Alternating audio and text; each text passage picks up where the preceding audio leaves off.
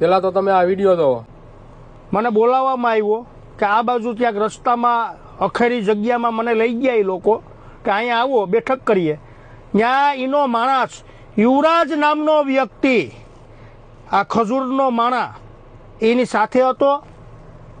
પછી ત્યાં એ લોકો મારે યારે બોલાચાલી કરી. મને કહો તને જો તારે જોયા જેવી કરી નાખશું તારી સાથે તો આ કાં મારા વિડીયા ડિલીટ કરી નાખ, એ મને ધમકી આપવામાં આવે. પછી મને ખજૂરે એવું કીધું કે હવે તું જો તારી ઉપર હું શું કરું. એ લાલભાઈ એવું કહે છે કે ખજૂરભાઈએ મારી માથે હુમલો કરાવ્યો, મારી ગાડી તોડી નાખી, ફોડી નાખી, એવું બધું કર્યું છે. અને એ કે મને સાટા ઉડે છે ને આવું થાય છે ને તેવું થાય છે. બરોબર છે. તો મિત્રો હવે એવું કહેવાનું છે કે જ્યારે કીર્તિ પટેલ અને આપણે ખજૂરભાઈ છે એ બેનો વિવાદ ચાલતો હતો ને બધું કીર્તિ પટેલ એના કાંડ બારા કાઢતી હતી. બરોબર છે.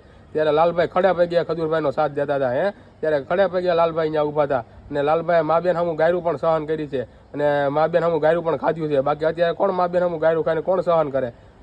બધાને ઈજત આબરૂ વાલી હોય છે. તોય લાલભાઈ સાથ દેતા હતા, સપોર્ટ કરતા હતા. અને છેલ્લે આવું લાલભાઈ અરે જેવું કર્યું, જેની થાળીમાં ખાધું એની થાળીમાં જ ખોઈ આ એના જેવું થયું ને. થોડું ખાતું છે પણ કડવું લાગશે. એટલે એવું જ થયું ને કે 5 કામ સારા કરવાના ને વાહ બધું પાછું 5 કામ સારા કર્યા હોય એ બધું ધોઈ નાખવાનું. આ તો એના જેવું જ થયું ને. લાલભાઈ ઘણું બધું સહન કર્યું છે, ઘણું બધું કર્યું છે. કે લાલભાઈ ખજૂરભાઈ આટલું બાંધવા ગયા છે, બોલવા ગયા છે, બધી જગ્યાએ કે લાલભાઈ ગયા છે. તો એની હારે જ આવું કર્યું, એની હારે જ દગાથી આવું કર્યું, ગાડી તોડી નાખી, ફોડી નાખી, એવું બધું કર્યું. આપણે એવું નથી કે લાલભાઈના સપોર્ટમાં બોલીએ છીએ, પણ જે સાચું છે એ આપણે કહીએ છીએ.